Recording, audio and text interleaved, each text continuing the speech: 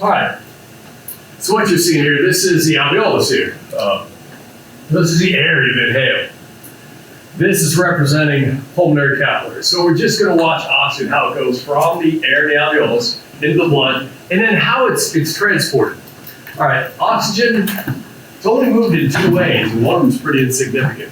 What you're seeing with these arrows, that's the direction of movement of oxygen from the alveolus. It diffuses into the blood. The thickness of the arrow is a relative amount. Down here at the bottom, got a little skinny arrow.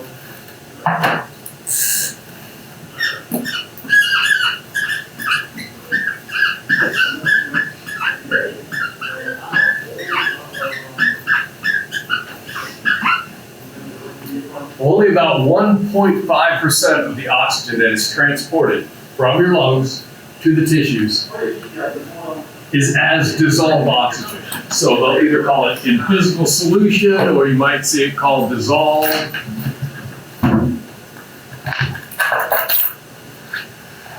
Oxygen. This is like the oxygen you find in like river water. You know, if you look at a fast-moving freshwater stream, there's obviously oxygen in it. That's what the fish are breathing. But it is a really small amount. In fact, for us, because of our high metabolism, that 1.5% is not very important. Again, that's partly because oxygen has such a low solubility in water, which is what plasma basically is. You don't get much oxygen in every milliliter of plasma, so it doesn't transport much. So that's pretty insignificant. The big one.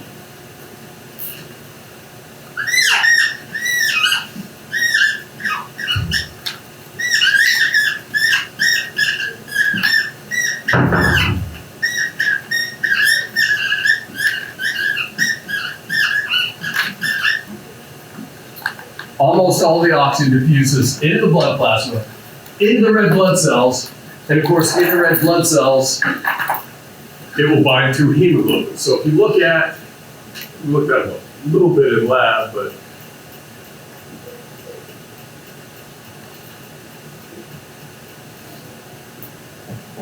if you look at a red blood cell, or you might see it called an erythrocyte, again, these are kind of specialized cells. Before they're released into the circulation, they've ejected most of their organelles. So a red blood cell, you don't see a nucleus, you don't see mitochondria. Again, that's probably why they don't last long. They last about 100, 120 days. They can't repair damage, so they're recycled and cleared pretty quickly. But part of the reason they don't have organelles, particularly mitochondria, if the red blood cell had mitochondria, it would be consuming oxygen for its own metabolism, which means it would be burning up the oxygen it's supposed to carry. So part of the reason you don't find a lot of organelles in the red blood cells is just efficiency. The red blood cell is not able to utilize the oxygen it's carrying, which is good, because you just want it to carry it, you don't want it to burn it up. Inside the red blood cell, you find a large amount of a molecule called hemoglobin. We're not going to get too crazy about the structure, but this is a model representing a hemoglobin molecule. So a red blood cell is basically a membrane-bound bag full of this stuff we call hemoglobin. So it's like more than a third of the cell's volume is just this molecule right here. This is a protein with a quaternary structure. It's got 1, 2, 3, 4 of these things called subunits. And the purpose of hemoglobin, we mentioned it when we were talking about hematocrit, it increases the blood's oxygen carrying capacity nearly 70-fold. Like I said, 100 milliliters of plasma, when saturated with oxygen, can carry like 0.3 milliliters. That's insignificant. 100 milliliters of whole blood with a normal amount of hemoglobin in its red blood cells can carry about 20 milliliters of oxygen in that 100 milliliters of blood. So it increases the blood's oxygen carrying capacity, nearly 70 times. That's huge. The way to think of hemoglobin, it's kind of like a chemical sponge. If you look at a hemoglobin molecule, it's made out of protein. All these squiggly pipe-like looking structures in this diagram are just amino acid chains. It's just proteins. But there are 4 little pockets in here where you see these little, flying saucer looking things here. These are referred to as heme groups. That heme group, it's partly organic, but it also has an iron atom on it. Most of your oxygen-carrying molecules, like hemoglobin, like myoglobin, hemocyanin, there's a bunch of them. They almost always have a metal on them, because metals have sort of very loosely attached electrons, so they can oxidize and be reduced very easily. So there's an iron atom, actually 4 of them, here, here, here, here. And these heat groups are the area where oxygen will bind. Oxygen is sort of attracted to and will oxidize the iron. That's, of course, why your blood is red. When you oxidize iron, what color is it? You're not sure, look at my car. It's just kind of red, right? They sometimes call hemoglobin a blood pigment because when oxygen oxidizes that iron, it has a reddish color in vertebrate blood. So what you have is a boatload of these hemoglobin molecules. Each one has 4 binding sites for oxygen. So each hemoglobin molecule can carry 4 oxygen molecules. And here's what happens. If you have a higher concentration of oxygen out here in the environment, could be the lungs, whatever, that oxygen is going to diffuse into the fluid, into the plasma. But as we mentioned before, plasma cannot hold much oxygen. Very quickly, the partial pressure of oxygen in the plasma will reach equilibrium and no more will move in. So what happens, if oxygen diffuses in here, remember, it's diffusion. The oxygen molecules are bouncing around randomly. If it comes in here and bumps into that iron atom, it sticks. It basically chemically bonds with the iron in the hemoglobin. Once that oxygen binds with the iron, it is no longer in solution. So if one oxygen molecule diffuses into this liquid, binds to hemoglobin, what's the partial pressure of oxygen in this liquid now? It's still 0. If another oxygen molecule comes in, diffuses into the plasma, and sticks to hemoglobin, what's the partial pressure of oxygen in the blood now? It's still 0. As long as there's hemoglobin, when oxygen comes in, it binds to the iron, it's no longer in solution, it's not exerting a partial pressure. Technically, it's not even oxygen anymore, it's some chemical. So the oxygen will continue to come in and bind to the hemoglobin. As long as it binds to hemoglobin, the partial pressure of this fluid is still 0. What that means, there's still a concentration gradient, oxygen can still move in. Only once you've filled all the hemoglobin, now when the oxygen stay in the plasma, the partial pressure will go up and then you reach equilibrium, nothing more will move in. So this hemoglobin just kind of acts as a sponge. It picks up all this oxygen, keeps it out of the plasma basically, so it's not exerting a partial pressure, which allows more and more and more to go in. So the more hemoglobin you have in here, the more oxygen will diffuse into the blood and be picked up.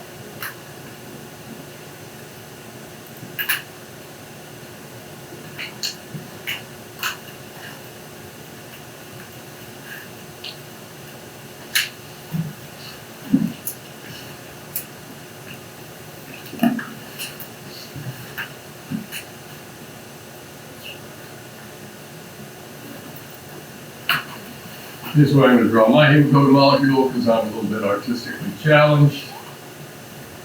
The iron right here.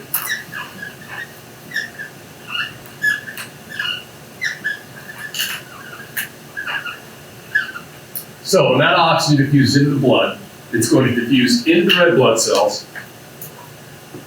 When it diffuses into the red blood cells, it will then bind to hemoglobin. And you may see some text talk about oxyhemoglobin. Oxyhemoglobin simply means hemoglobin that has oxygen bound to it. So all that oxygen will come in, it will diffuse into the blood. For every hemoglobin, let's say we get a bunch of oxygens in here. There we go, that hemoglobin is full. Now what's kind of weird is, when we take this blood, say this red blood cell, and it moves to the circulation of the tissues. Here we're at the tissues. This is the blood. This now is metabolically active tissue.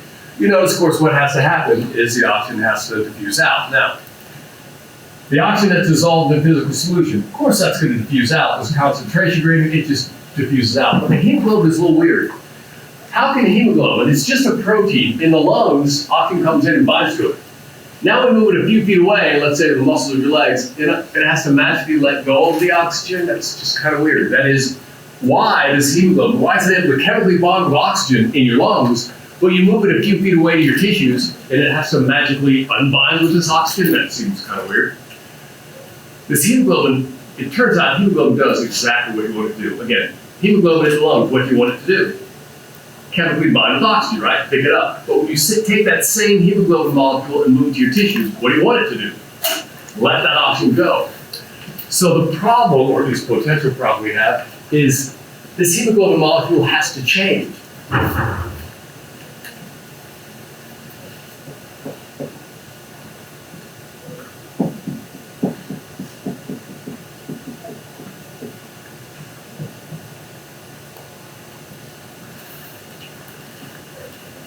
So hemoglobin is said to have something that's referred to as an oxygen affinity.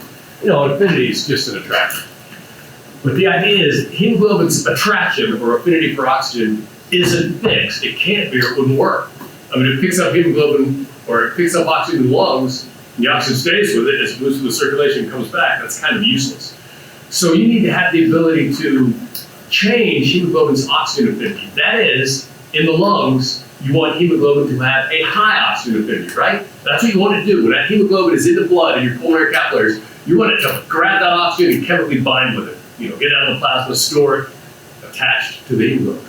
But then, when you move to metabolically active tissues, something has to change that hemoglobin that basically weakens the bond between the hemoglobin and the oxygen and allows it to break off, and then it can diffuse into the tissues.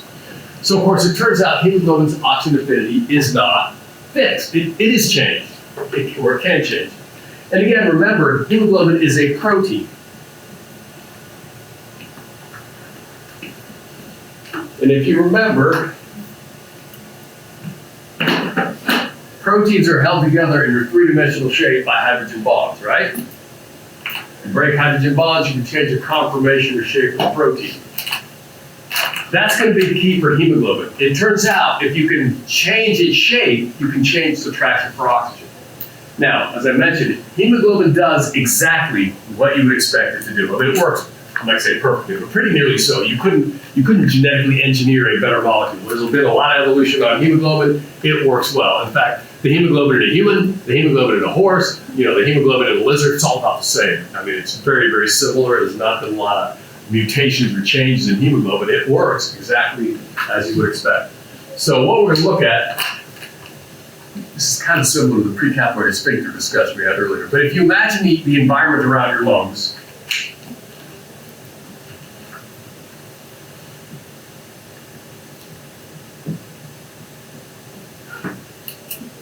versus the environment associated with metabolically active tissues.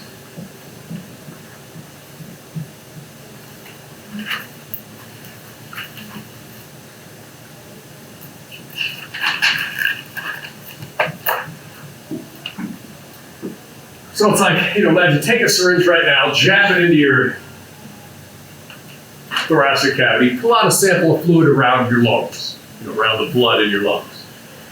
Then do the same thing, take an exercising muscle, jab a syringe in, pull out a sample of fluid, analyze it. Is there going to be a difference between the environment around your lungs and the environment around your tissues? The answer, of course, is yes. It's not a huge difference, but it's significant and it's different enough. What are the differences you would find? All right.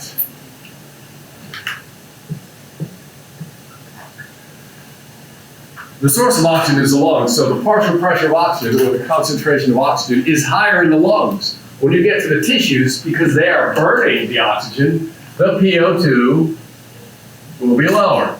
I think when we looked at those numbers last time, PO2 in the tissues might be 40, PO2 in the lungs might be around 100, so there's a significant difference in the partial pressure of oxygen. Carbon dioxide will be just the reverse. Because it's produced in the tissues, you would expect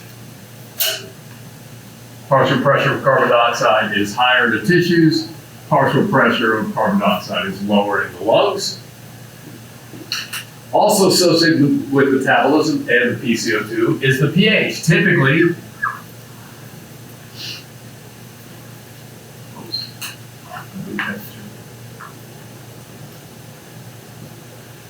metabolism tends to acidify the environment. CO2, as we've already mentioned, is an acid. Then you have things like lactic acid. Other metabolic end products tend to be acidic, tends to depress the pH.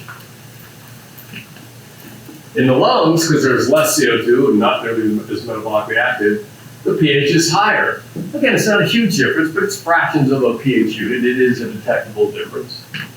Then, temperature. Of course, one of the end products of metabolism is heat.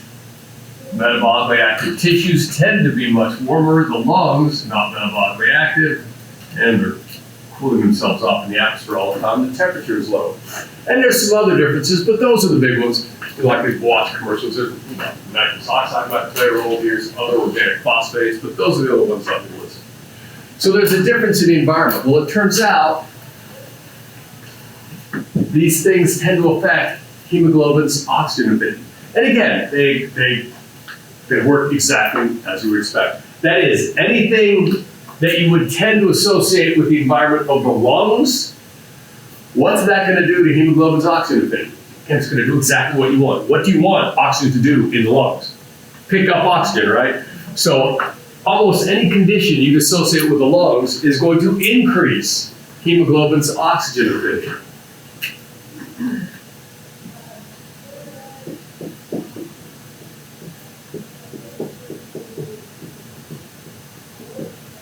Anything you'd associate with the tissues, metabolically active tissues, again, what do you want hemoglobin to do in the tissues?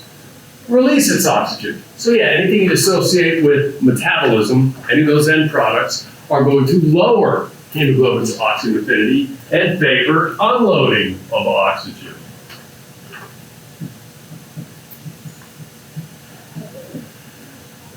And if you look at it comparatively, there are differences in different animals. Like I think I mentioned, we don't do very well at high altitude. Humans, we're really, really crappy at high altitude.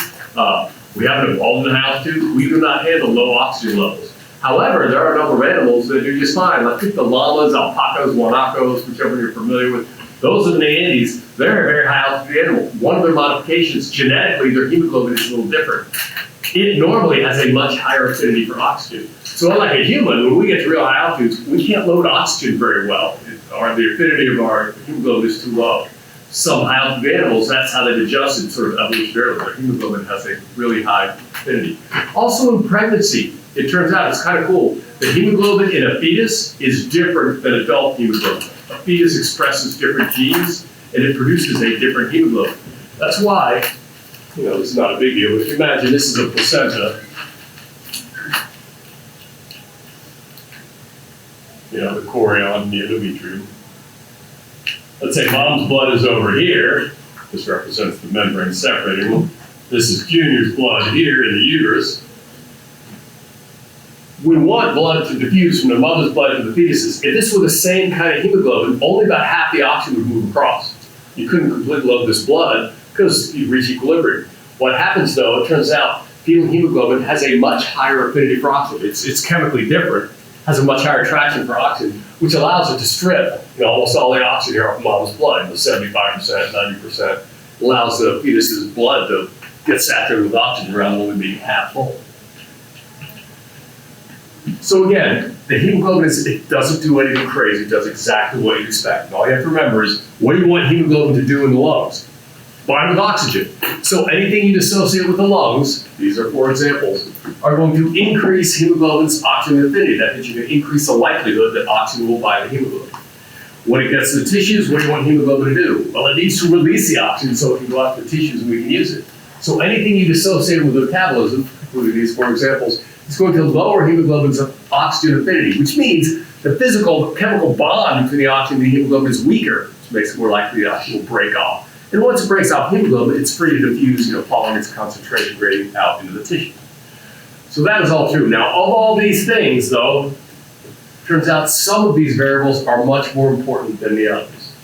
The biggest one that has the biggest impact, is actually the oxygen level itself. Hemoglobin is really, really sensitive to oxygen levels in its environment. So PO2 itself, the concentration of oxygen, has the biggest impact on hemoglobin's oxygen affinity. Let me kind of show you what's happening here.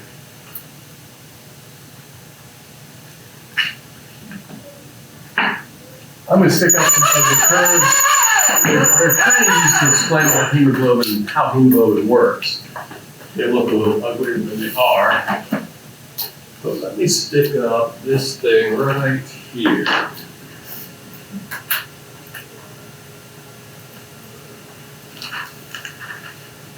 All right, what this curve is, if you get in the medical field, you do any blood work, you'll actually use this a lot. You'll actually look at the curve when you use the values off of it. This is referred to as a hemoglobin saturation curve or hemoglobin dissociation curve. All this is showing you down here at the bottom, this is PO2. Note here at 100, that's about the PO2 in the alveoli. This is a typical PO2 in the tissues. What they're showing you on the y-axis, this is percent saturation. What this means is if every hemoglobin molecule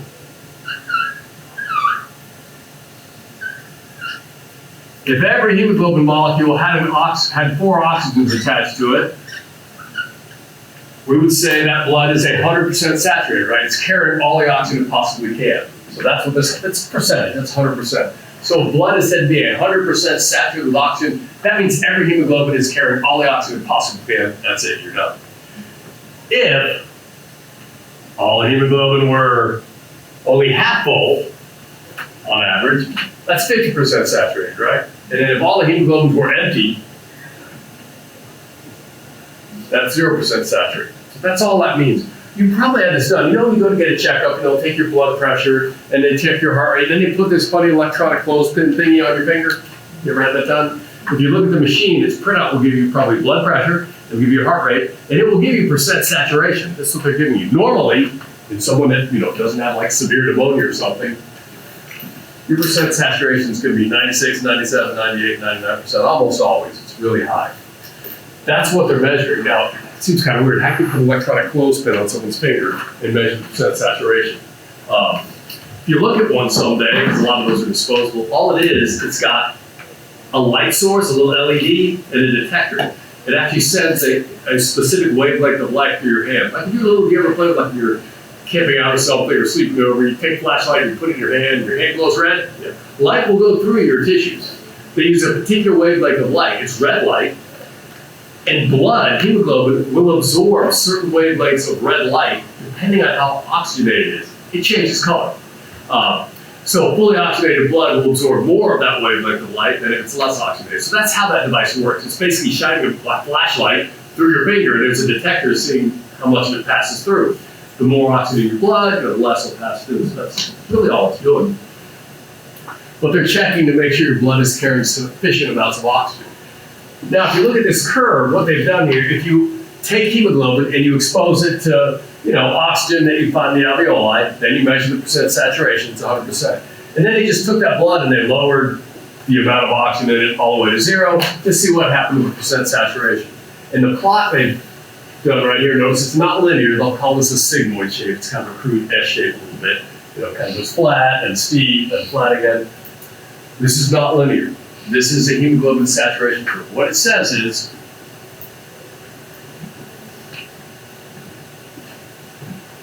at the oxygen levels you'll normally find in the alveoli, let's say a PO2 of 100, how much oxygen is your blood carrying? 100% of what's possible. Which means, if I hyperventilate, am I getting any more oxygen into my blood? No, I can't. That's it. That is maxed out. You can breathe hard all you want. You're not getting any more oxygen there because you can't. That's it, 100%. Now, it's kind of cool because of the characteristics of hemoglobin. Let's say you're a little inefficient. I don't know, you inhaled a pee and it plugged up some of your tertiary bronchi or something, and so you're not ventilating as well. What happens if the PO2 in your lungs drops from 100 down to 80? So a 20% drop in oxygen levels. What's that do to percent saturation? Not much, very little. Because of hemoglobin's characteristic, you have a lot of, I guess you could call it slop at the top end. If you don't breathe properly, like you're talking, it's not a very normal breathing pattern up here. If you measure the blood coming out of my lungs, it's almost 100% saturated. So you don't have to breathe that efficiently, and this blood is still about 100% saturated, down to 83%, O2, so I've dropped it by 17% or something, still 100% saturated. So it's pretty flat there. Then, notice down here at 40, all right, what is the average PO2 of the tissues? I gave that to you last time. I said it was 40, right? PO2 in the tissues is about 40. But again, that's an average. Tissues that are metabolically active, the PO2 will drop quite a bit. Tissues that are not as metabolically active, the PO2 will be a bit higher. So that 40 I gave you on that little diagram last time, that's an average. It's got quite a wide range. But here's what's kind of cool.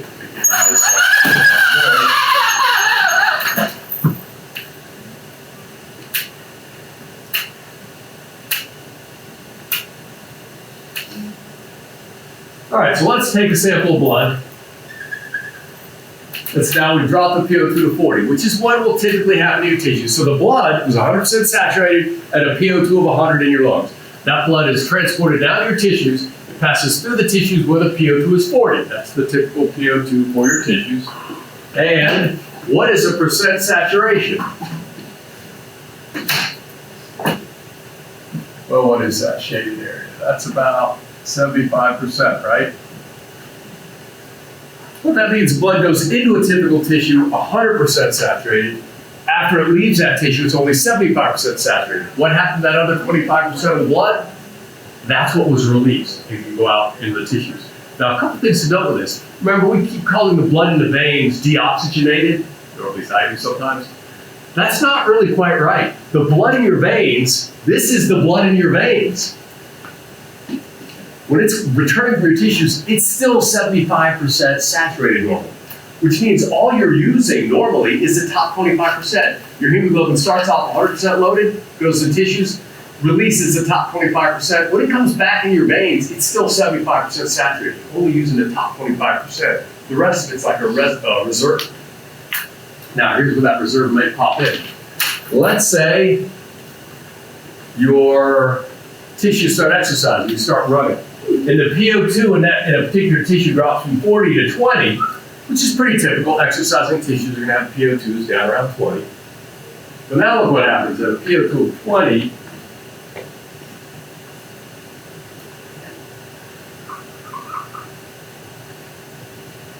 we're only like 25% saturated now.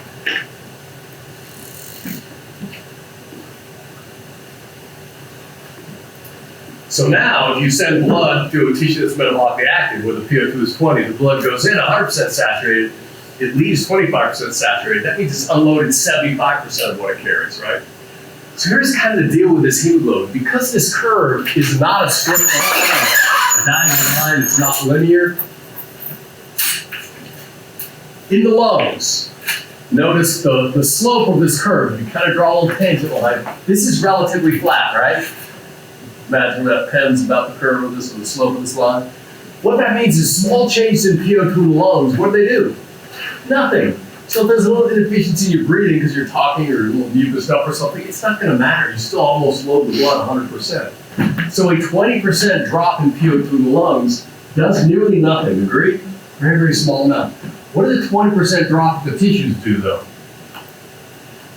The line here is very steep. The slope's very steep. That means small changes of PO2 in the tissues are going to cause huge drops in PO2 in the blood, or the percent saturation, I guess I should say. One way to think of hemoglobin, if you remember last semester, did you talk a little bit about blood buffers? I don't want to talk much about it at the time. But blood buffers do what for pH? Blood pH buffers, or pH buffers in general. They allow a solution to resist a change in pH, right? That's how we can define a buffer. Think of hemoglobin as an oxygen buffer. The way hemoglobin is built, it is going to keep your tissue PO2 at 40. That's kind of its job. You want to keep tissue PO2 at 40, which means if the tissue PO2 in an area drops below 40, what happens? The hemoglobin unloads a lot more oxygen there. It's going to try to bring it back up to 40. If the PO2 in the tissue is above 40, it drops very little oxygen. So hemoglobin is sort of set up so that it's going to keep your tissue PO2 at 40. If your tissue PO2 drops below 40, you will unload a boatload more oxygen than if the PO2 were to say 50. Now, why does it have this kind of odd shape? Why isn't it linear? Here, look at my little squiggly diagram here for a second. All right, imagine this is a hemoglobin molecule with no oxygens in it. It makes its way into the lungs. Now, here's what's happening. In the lungs, there's lots of oxygen diffusing into the plasma, right? It's diffusing from the alveoli into the plasma. And of course, remember, these oxygen molecules, it's transdermal motion. They're bouncing around, bouncing into things. Well, you can think of these heme groups, these iron atoms on the heme groups, they're kind of in little pockets, little holes in the hemoglobin. So if you have a lot of oxygen bouncing around out here, it gets very likely that one of them will randomly bounce in here into that hole. And when it does, it chemically bonds to that iron. All right, now what this does, when one oxygen binds that iron, it causes a conformation change in the hemoglobin. It changes its shape. And conceptually, think of it this way. When it changes its shape, think of these other pockets as opening up a little wider. So when you change the three-dimensional shape of this hemoglobin, because that first oxygen bound, it makes the rest of these pockets get a little bigger. Well, what's that going to do if these pockets get bigger? Well, now any other oxygen that's out here bouncing around, because these holes are bigger, it's like a bigger target, it makes it more likely an oxygen will bounce in here and stick to a second. Well, once you get an oxygen bound to that second binding site, guess what it does? It opens up the rest of the pockets even more, which makes it more likely a third oxygen molecule now can come in because it's got a much bigger opening to find, and so forth. This is kind of the way hemoglobin works. They have a name for it. It's called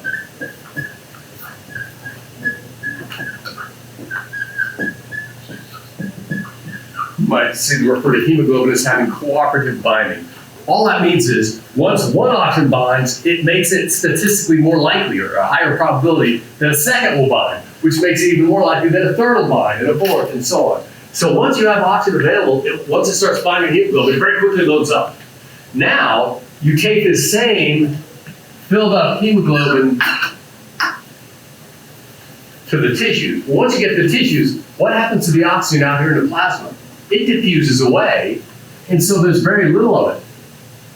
And again, because all this binding and unbinding is kind of an equilibrium, but it's always breaking and reforming the bonds. If you're back in the tissues, there's no oxygen out here to speak of anymore. It's all diffused away. If one of these oxygen molecules just breaks its bond temporarily, which happens, they'll break a bond for a moment and come back in. But now if it breaks its bond, because there's no other oxygen out there likely to come in, this one just leaves. It diffuses away.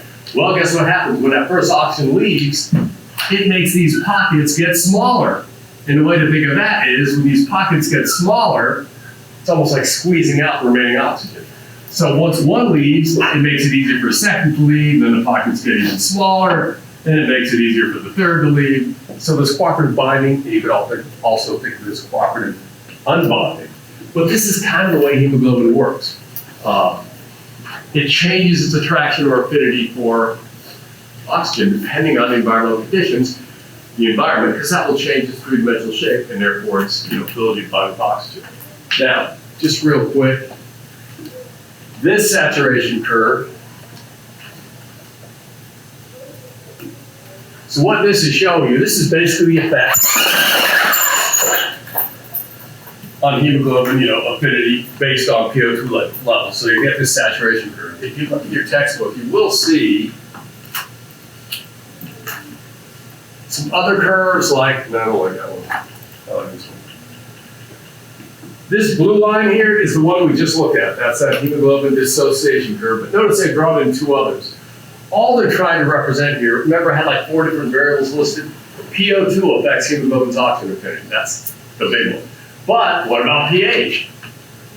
This is showing the effect of pH. Again, you get the same curve, but at a normal pH, 7.4, notice this blue line in the middle. Now, if the blood becomes more acidic, which again, you tend to associate with metabolism, right? If the pH drops to 7.2, this red line is now representing what the saturation curve would be for hemoglobin at a lower pH. So what this means, at a PO2 of 40, which is right here, at a pH of 7.4, PO2 of 40, we're 75% saturated, right? That meant that blood would have unloaded 25% of its oxygen. If you acidify the blood, which is going to happen if it's metabolically active, at the same PO2 of 40,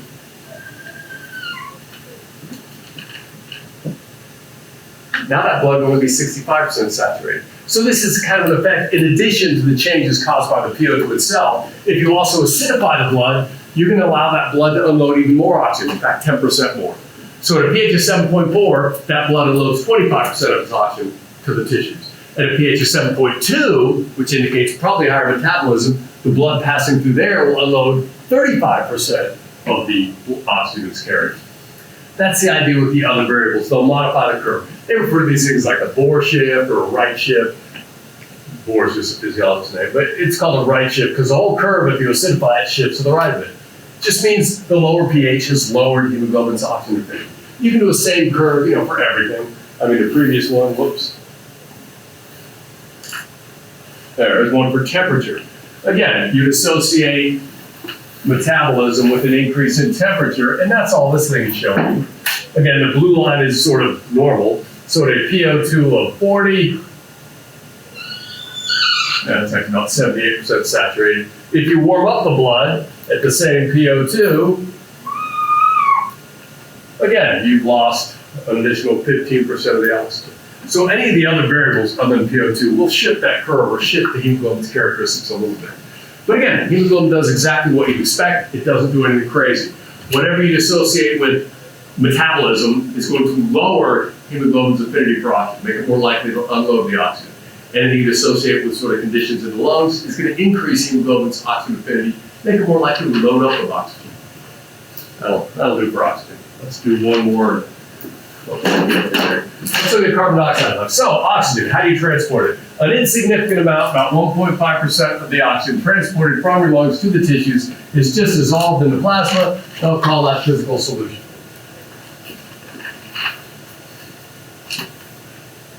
You know, 98.5%, certainly the bulk of it, is bound to hemoglobin, forming oxyhemoglobin, and most of your oxygen is transported that way. Again, this is why hemoglobin is so important. Without that hemoglobin, you couldn't transport enough oxygen to support your metabolism.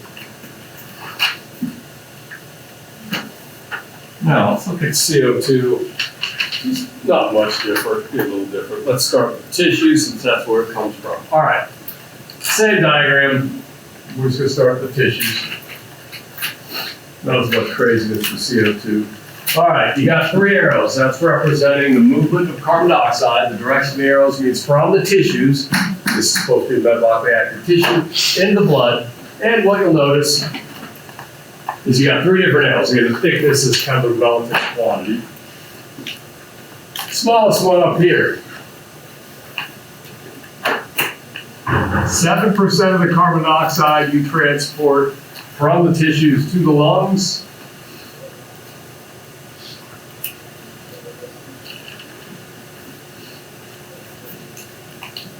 Is in physical solution or dissolved carbon dioxide. Now notice this is significantly more than oxygen. Now, we only had 1.5 of the total oxygen transported in physical solution. Carbon dioxide is a much more significant amount. It's 7%.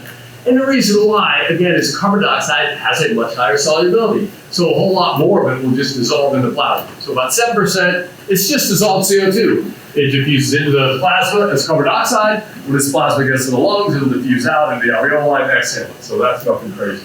The next one, 23%.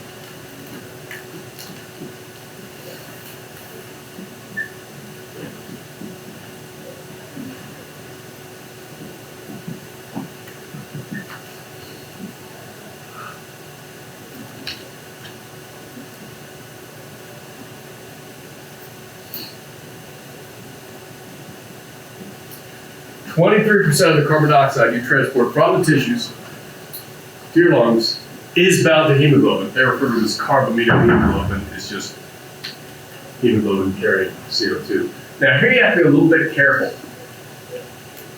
We draw my hemoglobin molecule again.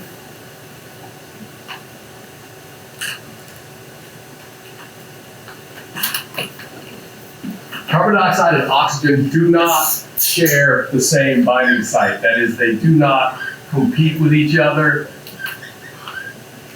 Oxygen binds the iron atom in the heme group. CO2 just binds to a binding site on the globin, the protein portion. So it's not binding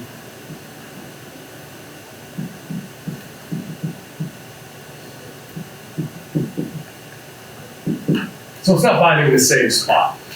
So they're not competing with each other for the same binding site. It's a different binding site. And also, keep in mind, don't confuse carbon dioxide with carbon monoxide.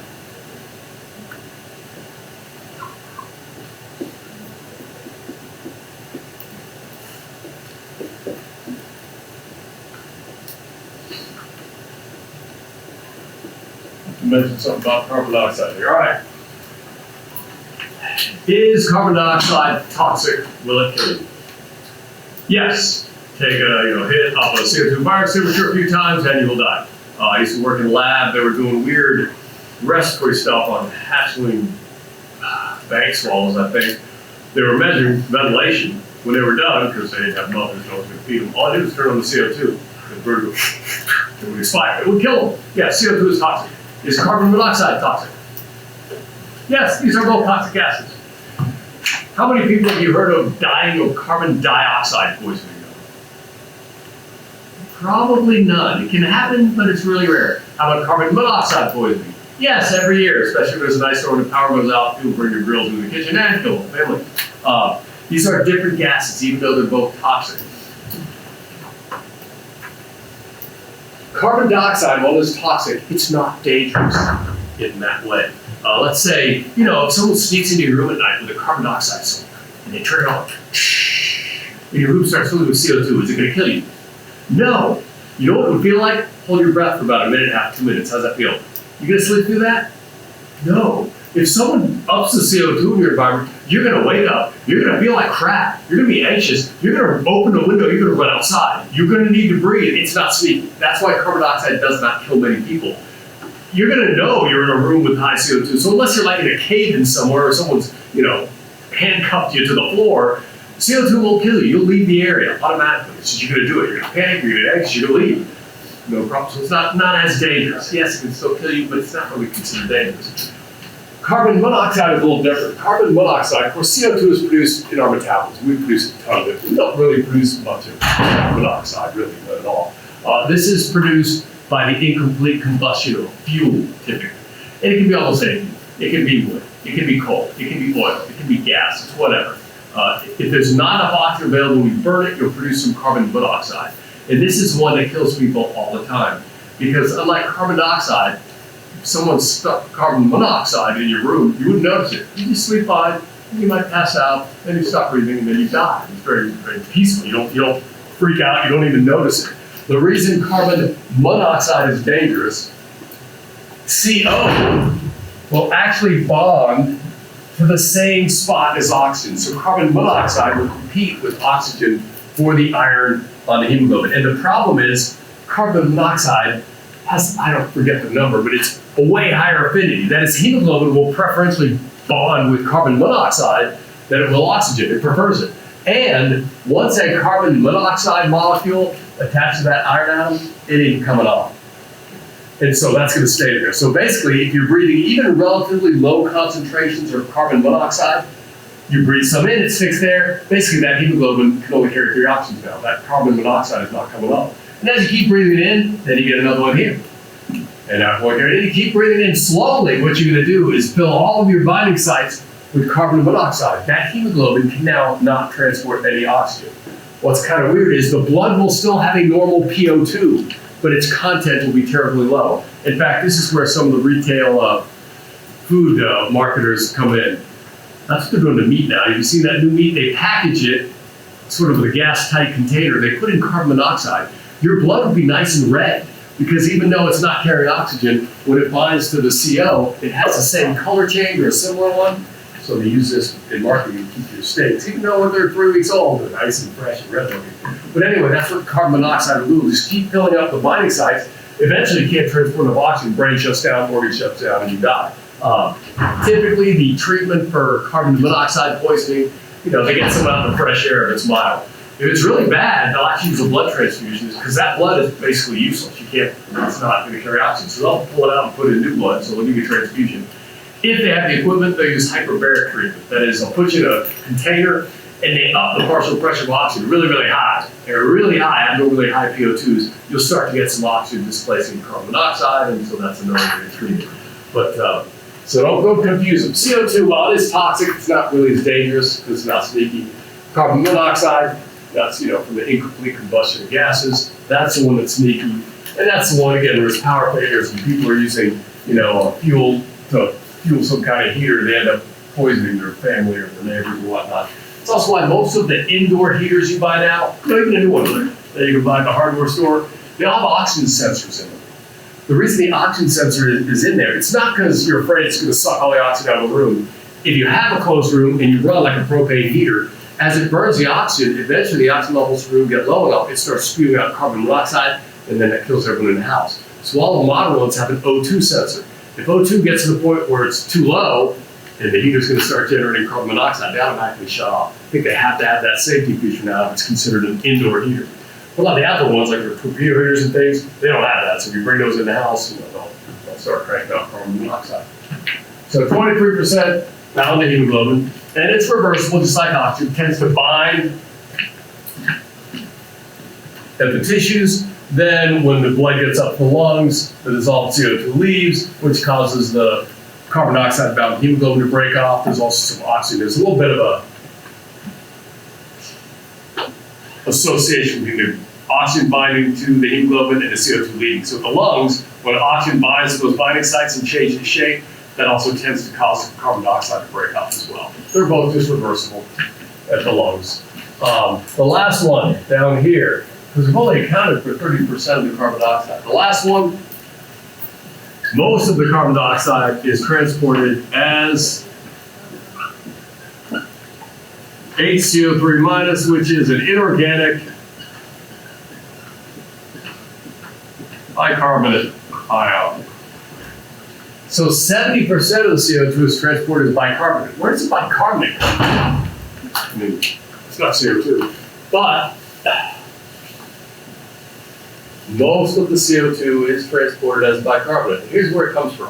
All right, I put this equation up, I think last time maybe. You take CO2 and you add it to water. Keep in mind, in an equation like this, water is always in excess. And this is an equilibrium equation. It will go both ways depending on the concentration of the material at each point.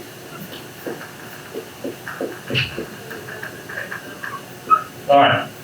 So remember, if you take carbon dioxide and you put it in water, you produce this stuff right here. This is a weak acid. It's called carbonic acid. It will dissociate and produce hydrogen ions. That's why I said carbon dioxide is an acid, and that's why we control breathing, or we control hydrogen ion levels. But this other stuff I glossed over last time, this is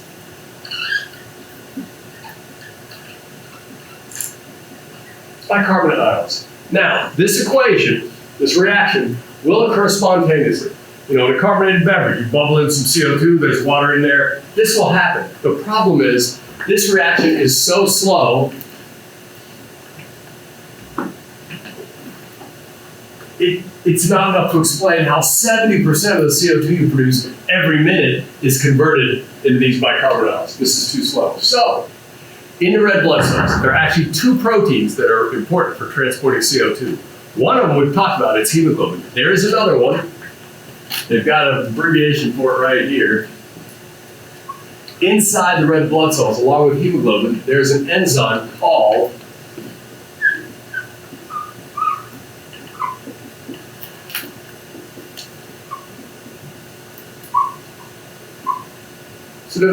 carbonic anhydrase. What it does, it speeds up this reaction to something like 1,000,000-fold. It's a really powerful enzyme.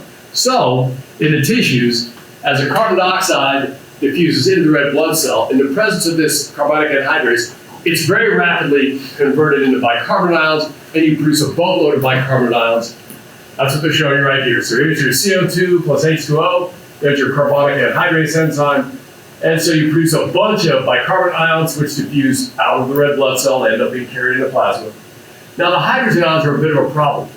You produce a heck of a lot of carbon dioxide, which means you're going to be producing a heck of a lot of hydrogen ions. Which means if I sampled the blood before a capillary bed and measured the pH, and I sampled the blood after a capillary bed and measured the pH, I'm going to expect the pH to plummet tremendously.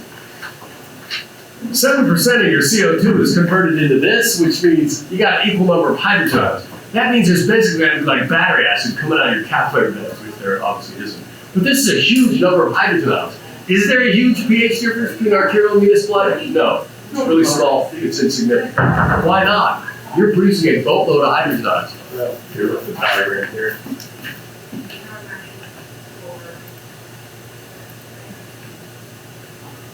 All right, so here it is. CO2H2O, carbonic anhydrase. There's your carbonic acid. There's your bicarbonate ions. They'll diffuse out following concentration gradient. They'll just end up in the plasma. Because they're charged, what they're calling it is chloride shift. If you lose a negative ion, you have to gain a negative ion to keep the charge zero. So they call it chloride shift. But every time one bicarb goes out, one chloride goes in to keep the electrical balance the same. We're also going to produce a boatload of these hydrogen ions. But notice the hydrogen ions don't diffuse out. There's a binding site on hemoglobin for hydrogen ions. So normally, even though you're producing a boatload of hydrogen ions, they all stick to or chemically bind with the globin portion, the protein of hemoglobin, and so they don't affect pH. Again, pH is only affected by hydrogen ions in solution. All of these hydrogen ions you're producing in the red blood cell, they all bind to hemoglobin, and they don't affect the pH. In fact, when you're looking at pH buffers last semester, the most important buffer, they probably call them protein buffers just in general last semester, this is it. Hemoglobin has an ability to absorb a tremendous amount of hydrogen ions. So you can basically pour acids in your blood, and a lot of times you won't notice pH change because the hemoglobin will bind all those excess hydrogen ions. And they're not in solution, they don't change the pH. So hemoglobin is an important blood buffer. But that's why you don't get a huge shift in pH between arterial and venous blood. All the hydrogen ions that are produced, they aren't released in the solution, they're chemically bound to hemoglobin. And then, of course, when this blood travels back to the tissues, just the reverse happens. All the CO2 that was in solution just diffuses out. You exhale it. All the CO2 bound to hemoglobin. As the oxygen comes in and binds to the hemoglobin, it tends to kick off that CO2, and it diffuses out. And then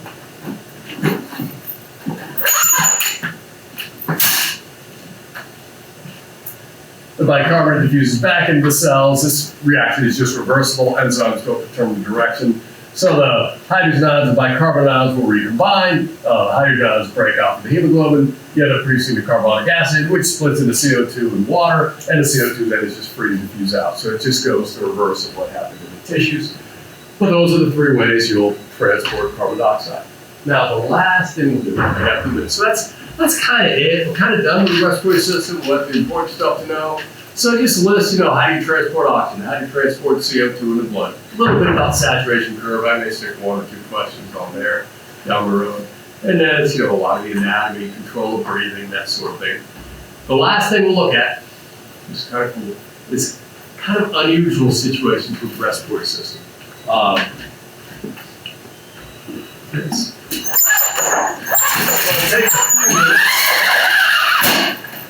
And we'll look at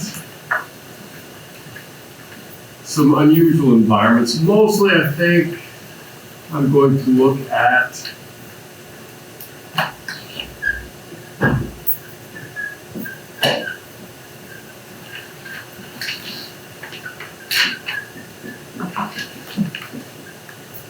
all right. Again, because gases are a little bit weird because of the way you measure the concentration, they can end up doing some somewhat bizarre things when the pressures get kind of weird. So what I want to look at just briefly, just kind of for fun, is high pressure physiology. That means what happens if the pressure is significantly higher than 1 atmosphere of pressure we're used to. What that means though for people is if you're going to be exposed to a high pressure environment, what typically does that mean you're doing? There's really only one way to get in a high pressure environment. Atmosphere is very dense. You could go lower in elevation, below sea level, right? Well, you go to Death Valley, what's that, 200 feet below sea level, something like that? But an extra 200 feet of atmosphere, how much pressure does that add? Nothing significant. So when we're talking about high pressure physiology, these are usually confined environments, or more typically,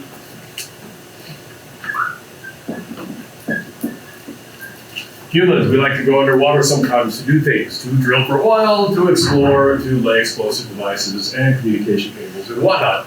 We go in the water a lot, and sometimes just because there's cool things to see down there. Water is very dense. So it turns out when you were in a condition where you're diving, going underwater, the pressure will increase very rapidly, very quickly, and it gets really dangerous and causes some weird things. So all I want to do is look at a couple situations faced by humans when they're breathing in a high pressure environment. So this means you're in a confined space, think caissons or saturation divers when they're working on oil rigs, that sort of thing, submarines, or just free diving. So as we're doing this, we'll look at diving a couple different ways. Anyone certified scuba divers in here? Any? Okay, sorry. There's a couple ways we'll swim around sort of recreationally in water.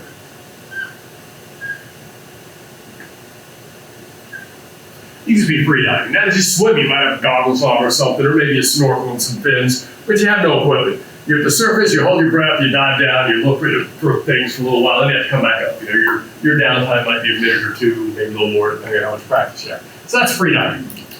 More commonly though, if you want to go to like a coral reef or something, and it's down about 30, 40 feet, most people can't hold their breath, get down there long enough to do anything. So we use some kind of technology, some kind of equipment to increase the amount of time we can stay down and increase the depth we can go. The most common one that's used by us, run-of-the-mill people. The abbreviation SCUBA is what's usually used, scuba diving, scuba equipment. It's an abbreviation I believe Jacques Cousteau developed as a self-contained underwater breathing apparatus. That's it. I think it came into use around the end of World War II, if I'm correct. Before that, they had funny, bulky rebreather things that were difficult to use. But all the scuba equipment is, it's really simple. It is a compressed air tank. So there's these steel or aluminum tanks. They're not all that heavy, they're as big as a fire extinguisher kind of. They're just made of steel and aluminum, and they just take atmospheric air and they squeeze it in there under pressure. So their pressure is about 3,000 pounds per square inch. Then there's a hose coming out. Now the problem is, you can't take a gas tank with 3,000 PSI, put the hose in your mouth and turn the sucker on because it will blow your head off. So really what Cousteau developed, because he didn't invent these tanks or anything, it's called a regulator. It's a piece you put in your mouth and it just has a rubber diaphragm on it. It's called a demand regulator. When you inhale, you create a little vacuum that pulls the little diaphragm in and opens the valve and feeds you air. So this equipment will always give you air at ambient pressure. So if I'm sitting right here in this room and you put a scuba tank in your mouth and this regulator and breathe in, it's about 1 atmosphere pressure here, it's delivering air at 1 atmosphere. That's all it does. It gives you air, atmospheric air, at the ambient pressure where you're breathing. Now if you go down in depth, unlike the atmosphere, water is not compressible. So basically if you go down 33 feet of water adds the same pressure as 1 atmosphere. So if you're down here,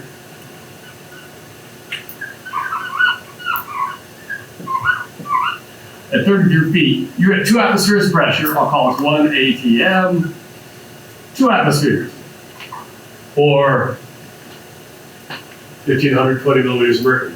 I'll use atmospheres because I can do that. And so on. If you go down another 33 feet, so you're 66 feet down, that's 3 atmospheres. And at 100 feet, you're at about 4 atmospheres of pressure, 100 feet down. So it's linear. Every 30 feet or 10 meters adds an atmosphere, adds an atmosphere, adds an atmosphere. So the pressure adds up really quick. Now you get into basically 3 problems with this. Here, I'll put up some of my own slides here. Here they are. So problems you can run into with this system, just breathing out of a scuba tank at depth. Air embolisms, bends, we'll talk about a bit, nitrogen narcosis, and oxygen toxicity. So these 4 things can kill you. All right, the first one, it's pretty easy. First one, let's say you're not even going very deep. You've swum down 33 feet. You're enjoying this lovely reef. Everything's fine. You're breathing air at 2 atmospheres. So your lungs are filled, when you fill them, they have 6 liters of air in them at 2 atmospheres of pressure. But then something happens, like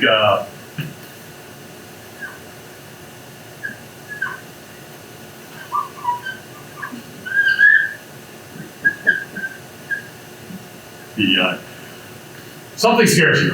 Let's say it's a big shark, getting ready to bite you in half. What do you do in the water when you panic? You spin it. What are you going to do? What's sort of a reflex if you're scared in the water? You hold your breath and you swim to the surface. That's just what you're going to do. You're in the water, hold your breath. Escape, big shark, going to eat you. What would happen is you'd hold your breath, swim to the surface, you might swim once and then you die and sink down and the shark would eat you anyway. This would cause what's called an air embolism. This is the easiest type of injury to get. It doesn't take much change in depth and you can get an air embolism. The reason it gets Boyle's law is really all it is.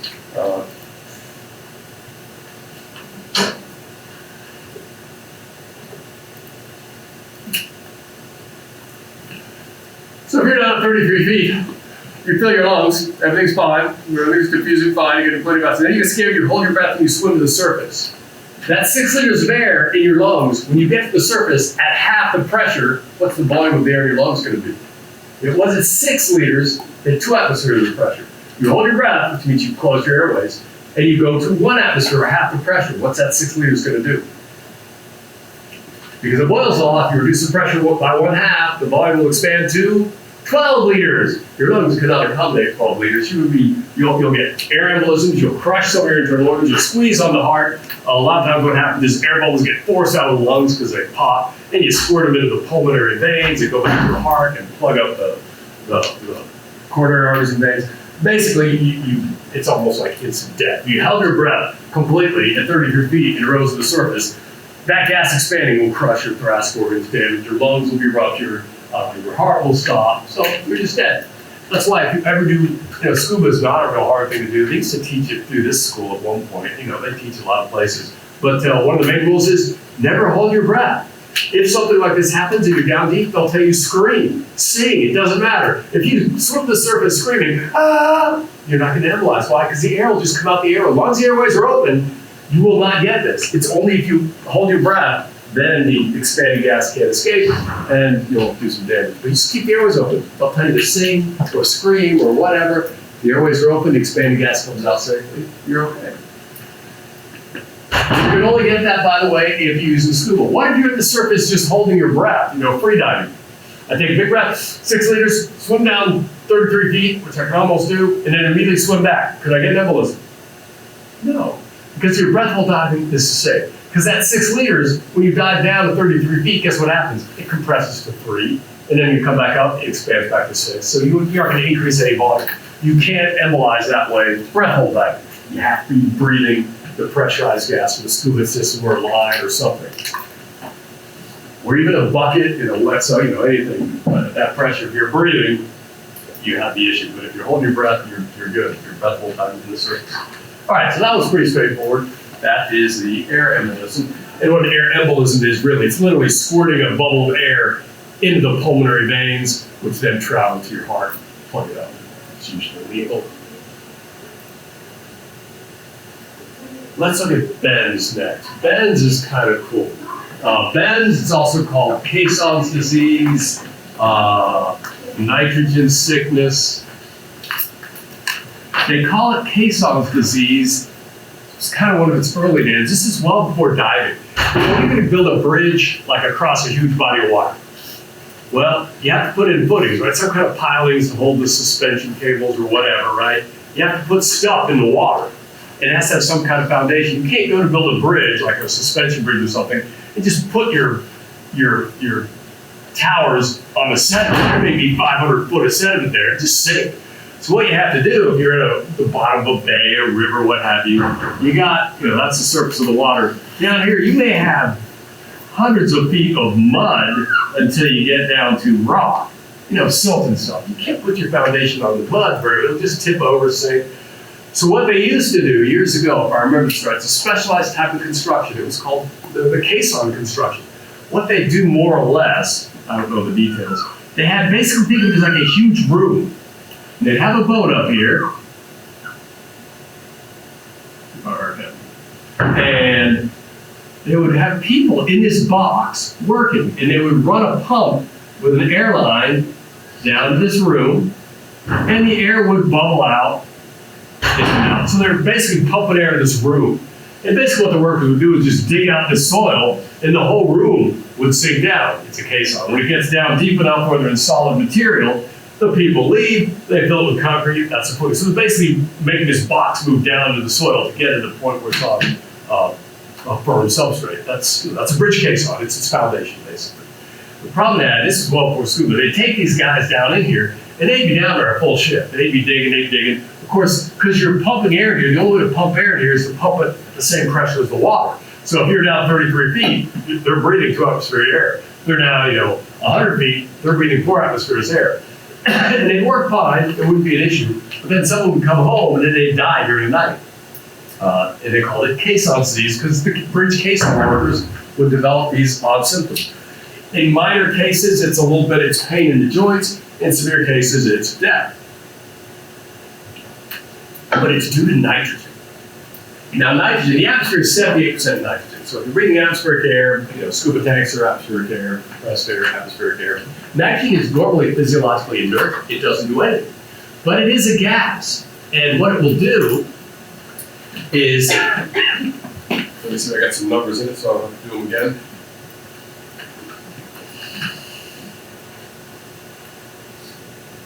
All right, partial pressure of nitrogen, if you're 100 feet deep, which is about 4 atmospheres, so 4 times the pressure we're sitting here, that's the partial pressure of nitrogen, 2,389.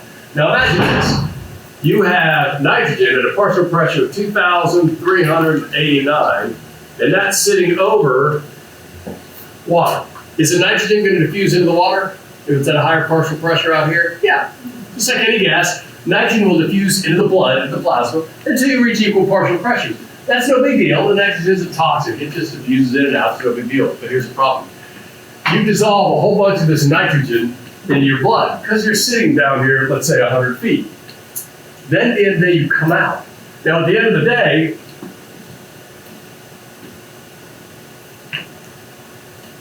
when you come to the surface, the partial pressure of nitrogen, which was 2,389, all of a sudden you come to the surface, I can't remember, it's 500 and something. Partial pressure of nitrogen in the atmosphere is only about 500 millimeters of mercury. So what's all the nitrogen going to do? You've got a massive amount of nitrogen dissolved in your blood. It has to come out of solution. It makes gas bubbles. The analogy is a carbonated beverage. If you ever got like a bottle of, one of those clear plastic bottles of Coke or Mountain Dew or any carbonated beverage that is sealed, you'll notice there's a liquid where the soda ends, and then there's a gas area up here, right? Now, before you open it, do you see any bubbles in the liquid? Next time you get one, you look at it, you won't see any bubbles. It just looks like brown liquid or whitish liquid, depending on what you're drinking. As soon as you open the cap, though, you see all the bubbles form. Sometimes it bubbles up. Why is that? It's the same process. It's a different gas. But what they've done, when this is closed, you notice when you open those pops, there's pressure in it, right? It's at more than 1 atmosphere. So there might be 800 millimeters of mercury pressure, I don't know what it is, inside that gas phase. And what they've done, they put in pure CO2. So this is 100% CO2 at a partial pressure a little above 1 atmosphere. So the partial pressure of CO2 in this liquid is also 800 millimeters of mercury. It's reached equilibrium because it's been closed for a while. Everything's fine, you don't see bubbles. But as soon as you pop off this cap, now the partial pressure of CO2 is basically nothing. And you have a huge amount of CO2 dissolved in the liquid, so what does it do? It immediately, when you reduce the pressure, comes out of solution. And so what you get in the soda is all those little carbon dioxide bubbles forming, right? You've seen that? Familiar with it? That's what the benz is, only it's nitrogen. It's the same process. It's not quite as soluble as CO2, so you really won't foam up like a soda can. But if you breathe nitrogen under pressure, and you stay at that pressure for a long time, then you reduce the pressure, just like opening a soda can, you get nitrogen bubbles forming in your blood vessels. It's not good to have gas bubbles in your blood vessels. They cause blood clots to form, they plug up capillaries, and they plug up small arteries, and they can cause heart attacks and strokes and everything. So they plug up your small blood vessels. That's actually why it usually starts in the joints. Nitrogen has a much higher solubility in lipids than it does in water. And because you usually have a lot of fat around your joints, that's where the bubbles tend to originally develop around your joints. In severe cases, they'll develop anywhere. But that is what the benz is, or caisson disease. It's breathing gas under high pressure with nitrogen in it, and then immediately reducing the pressure, and you get gas bubbles forming, and it can be lethal. Now, the reason some of this is important, of course, the Navy, the military was interested in it. They started, around World War II, having people work at high pressures for long periods of time, and they didn't want them dying. So actually, the Navy SEALs, I believe, came up with decompression tables. You might have seen them use it in a movie. If you're down diving for a long period of time, the longer you're down and the deeper you're down, the more nitrogen you absorb. So there are tables that actually allow you to calculate how much nitrogen your blood has absorbed. If it gets too high, usually there'll be a boat, will have an anchor line or something coming down, and you'll see people ascend. They might come up to 50 feet, and then they hold the rope and they sit there for 2 minutes. And then they might come up to 10 feet, and they just stay there for 10 minutes breathing. Those are called decompression stops. It's a way to get the nitrogen out at your lungs so it won't form gas bubbles. So you have to be aware of how much nitrogen you dissolve. Some people, they're diving and they're fine. Then they get on a plane, which actually goes to lower pressure. Some people get the bends on the flight home from like a resort trip or something or after diving. So there are tables that have been developed to calculate how much nitrogen you have in your blood and how likely you are to get this bubble formation. So there are things you can do to prevent it. But that is the bends. Let me do the last two real quick, then we'll get out of here. Last two are kind of funky. These do not normally occur unless you're doing something really crazy. Even sport diving with scuba tanks and stuff is usually limited to 100 feet. So if you're 100 feet or less, really you just have to worry about embolisms in the bends. But in some situations, some salvage diving operations, some construction operations, research operations, if you have to go deeper, there are two additional things that can happen if you're breathing atmospheric air under pressure. One is nitrogen narcosis, which is really crazy. Nitrogen normally is physiologically inert. It does nothing. But if you start going down like 120 feet or more, breathing regular atmospheric air out of, say, a scuba tank, at really high partial pressures, as it states there, the nitrogen itself becomes narcotic. It's like you get drunk. Your judgment is crap.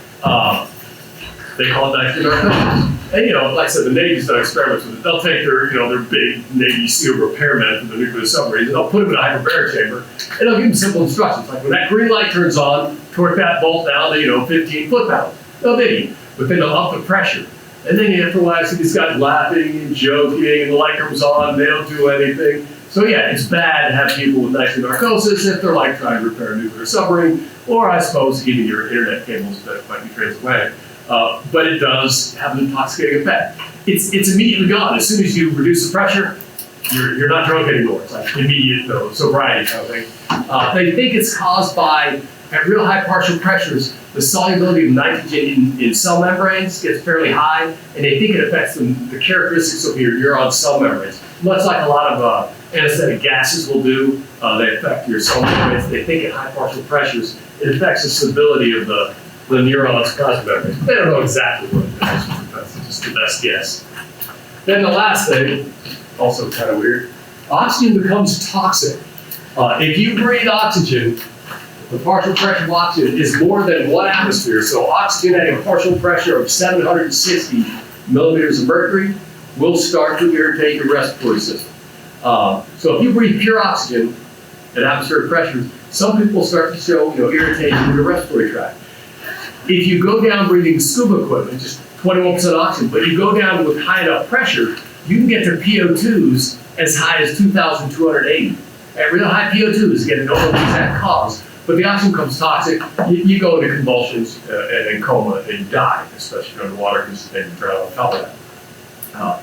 Again, they don't know the exact cause, but at real high partial pressures, that's development of oxidizing free radicals from standard cells. That's to me kind of a cop-out explanation. But yeah, something happens at real high partial pressures that destroys your cells. And so regular atmospheric air beyond about 150 feet starts to become toxic. Now, does that mean you can't dive lower than that? No, but anytime you get to depths more than like 120 feet, it gets very specialized. The gases they breathe are not atmospheric air. In fact, for real deep diving, they use mixtures that are like 96% helium, 4% oxygen. If you tried to breathe it out of the atmosphere, you couldn't do it. 4% oxygen is not enough. Well, what happens, you breathe regular compressed air for a while, then when you're down 100 feet, you switch to this helium oxygen mixture. They have other mixtures down, or even what they're all called. But the reason they do that, at 4% oxygen at real high partial pressures, that's still enough oxygen to get in your blood. Your blood's still saturated with oxygen. And helium, because it's a much lighter gas, you're much likely to get something that bends with it, and because it's lighter, it fuses in out faster, it doesn't seem to have the narcotic effects of nitrogen. So for real deep diving with real high pressures, they have to change the mixtures of gases you have to get. All right, I'll see you up in the lab in a bit. And I handed you out the real system, so this is last lab, that's all lab practical. I'll go through a few things with you, and mostly models and stuff. It's more models that deserve things for